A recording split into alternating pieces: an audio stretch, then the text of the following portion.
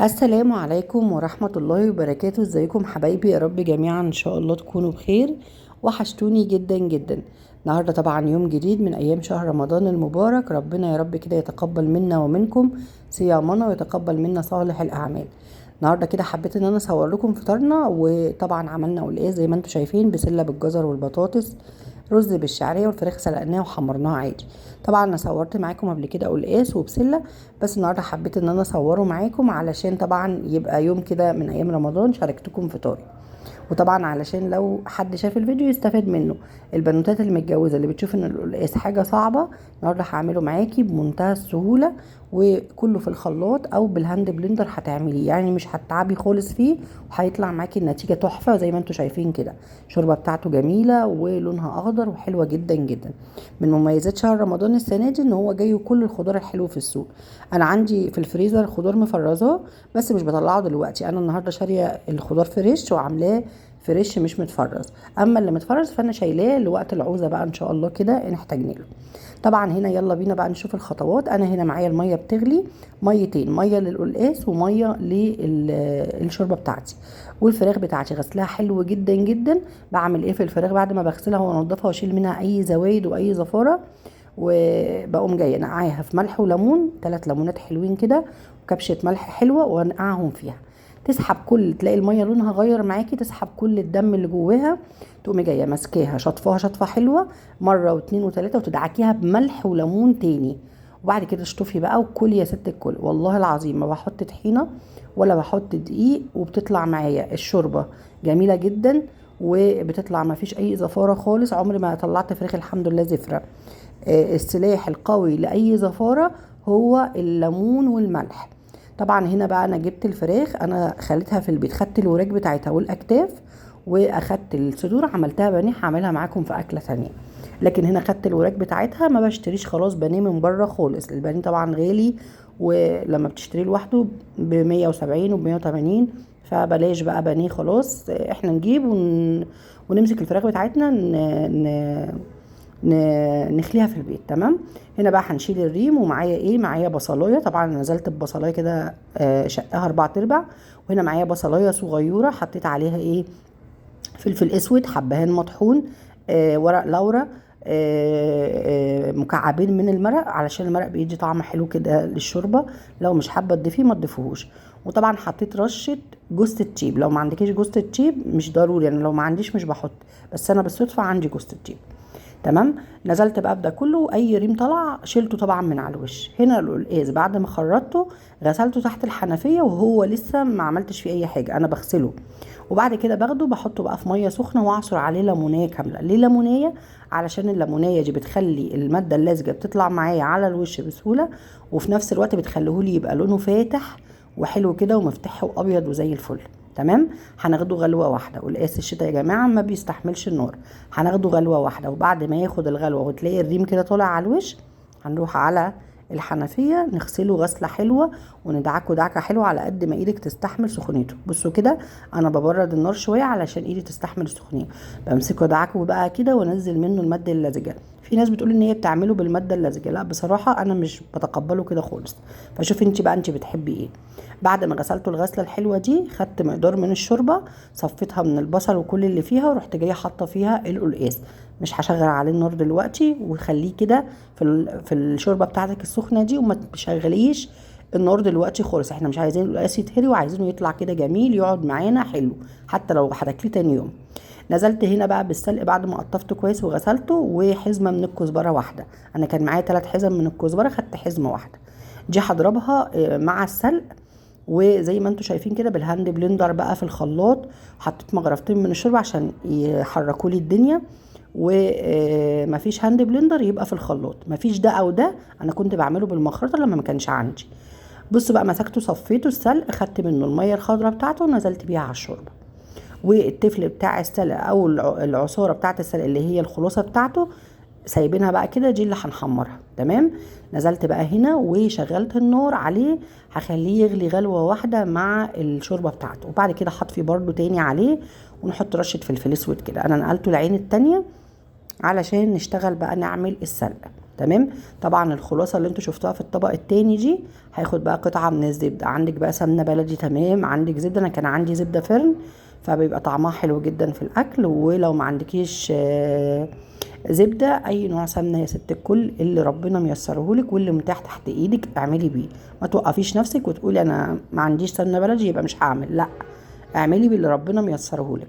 حطيت بقى كده سمنه قطعتين من الزبده كبار كده شويه، وشويه من الزيت عشان الزبده بتاعتي ما تتحرقش، ونزلت بالخلاصه بتاعه السلق دي اللي هي التفل بتاعه. هحمر فيه، وطبعا ضربه معاه حزمه الكزبره كده، هحمر فيه لغايه ما ياخد اللون. طبعا السلق من الحاجات اللي بتقل حجمها، بيقل كده وبتتقلص خالص، فبتبقى قليله جدا بعد ما بتتحمر. يعني بصوا دلوقتي هتلاقوه كده قل اكتر، لسه هنسيبه مرحله كمان. دي بقى المرحله الاخيره للقلقاس، ودي بتكون عباره عن راس توم محترمه كده، ومعاها الكزبره اللي هم الحزمتين اللي قلت لكم عليهم. بصوا بقى لما وصل للون ده، شايفين؟ هنزل عليه بقى بالشوربه بتاعتي، ودي الطشه الاولانيه اللي هي ما فيهاش توم. تمام. هتقولي طب ليه ما حطيتيش التوم كله على بعضه مره واحده؟ هقولك لان السلق بيمتص الروايح الحلوه اللي في التوم، وبيخلي القلقاس ملهوش ريحه حلوه كده. لكن طشه التوم لازم تتعمل لوحدها في الاخر علشان تفوح كده وتبقى ريحته جميله. شايفين الشوربه بتاعته حلوه ازاي لما اتضرب في الهاند بلندر يا جماعه؟ بقى ناعم زي، بصوا، زي الحرير كده، وبقى حلو جدا جدا. ما عندكيش هاند بلندر، ما عندكيش خلاط، انا كنت بخلط بالمخرطه والله. هنا بقى ضربت التومه مع حزمتين الكزبره، وهحمرهم برده كده بحته زبده، ودي الطشه النهائيه. تمام. هتقولي لي انا بعملهم على بعض؟ لا، جربي طريقتي دي وشوفي، شوفي طعم وريحه القلقاس بجد والله العظيم بيبقى خطير. تمام. بعد ما عملت بقى الطشه الاخيره كده اللي هي التومه مع الكزبره الخضراء، هنزل بقى بالشوربه بتاعته. وطبعا انا هنا قلت لك انا خدته غلوه واحده في الشوربه، وبعد كده طفيت عليه النور. وهنا بقى هاخد بقى بعد ما حطيت الطشه الاخيره، هخليه يكمل سواه مع الطشه بقى وكل بقى الحاجات بتاعته، وكده يعتبر خلصنا خلاص القلقاس خالص. هسيبه بقى يكمل سواه خالص، بس مش عايزاه يتهري برضو. هطفي عليه وهو فيه تركه. ليه؟ لانه هو لما بيقعد في الشوربه بيستوي، ففي ناس بتقدمه كده بيبقى مقلوظ قوي، ده علشان خدوه على النار كتير جدا. تمام. خلصنا القلقاس، نخش على البسله.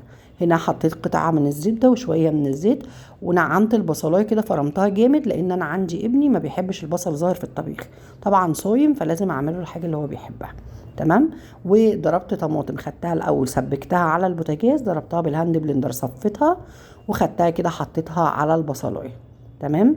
نزلت بقى بالبسله والجزر، وهضيف لهم بعد ما الطماطم بتاعتي طبعا حطيتها الاول اتسبكت، نزلت بالبسله والجزر، حطيت لهم مغرفتين من الشوربه وهسيبهم يستووا. لما الجزر والبسله يخشوا كده في 3/4 سوا، انزل ببطاطسايه كده حلوه كبيره او بطاطستين متوسطين، اقطعهم مكعبات. مش بتحبي البطاطس مع البسله؟ خلاص يبقى كفايه الجزر. خلاص بقى لما البسله بتبتدي تستوي معايا خالص، بحط لها بقى الحدق بتاعها، الملح، وبحط لها فلفل اسود. انا مش بعمل للبسله طشه توم، البسله ملهاش طشه توم او ملهاش توم خالص. يعني اللي ليه توم هو بيتحط لها تومه نيه، هي الباميه والفاصوليا الخضراء والسبانخ والحاجات دي كلها.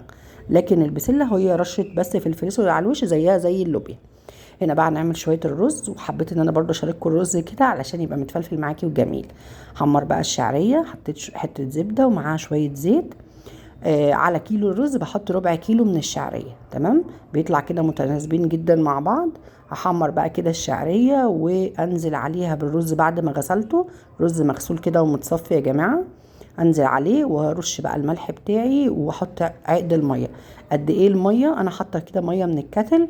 الميه يا جماعه انا بحط ملو الكتل ده على كيلو وربع، ربع شعريه وكيلو رز. معلقه كده عموديه في النص. طبعا انتي علشان بنوته جديده داخله المطبخ، فخدي المكيال بتاعك بالكوبايه. يعني انا لما كنت زمان لسه في بدايه الطبخ والحاجات دي، كنت باخد المكيال بالكوبايه عشان اطلع الرز مظبوط. اما احنا عشان ايدنا اتعودت فبقينا عارفين المكيال. معلقه طالما عموديه كده يبقى الرز بتاعك مظبوط على الشعره. تمام. وطبعا عملنا القلقاس زي ما انتوا شفتوا خطوه بخطوه كده معايا، اعمليه بنفس التريكات هيطلع معاكي تحفه. كل اللي هياكله هيقولك بجد روعه. عملنا جنبه البسله كده زي ما انتوا شايفينها، والرز كده طالع متفلفل وجميل. والفراخ سلقناها وحمرناها بعد كده عادي خالص. ان شاء الله كده الفيديو يعجبكم، واعملوا بقى اكلات كده مفيدة لاولادنا في رمضان، حاجات كده مغذية. حببوا ولادكم في الطبيخ والخضار والحاجات ديت، لان دي من احسن الحاجات اللي بتفيد ولادنا. يعني سيبكم بقى من الاكل اللي هو ملهوش اي 30 لازمة ده، لا شوية الخضار دول عافى كده للجسم، يعني بجد بيبقى حاجة مفيدة للجسم. يا رب كده الفيديو يعجبكم، والقلقاس تعملوه بطريقتي هيطلع معاكم حلو زي الزبدة. لو بات لتاني يوم مش هيتهري منك، وهتطلع القلقاسة مستوية وزي الزبدة وفي نفس الوقت مش مهرية. يا رب الفيديو يعجبكم، وما تنسونيش بقى في لايك وشير ودعوة حلوة كده لأي حد يعمل القلقاس بالطريقة اللي أنا عاملاها وتعجبه. وما تنسونيش في لايك وشير وسبسكرايب للقناة واللايك يا جماعة، انتوا بتنسوني دايما في اللايك.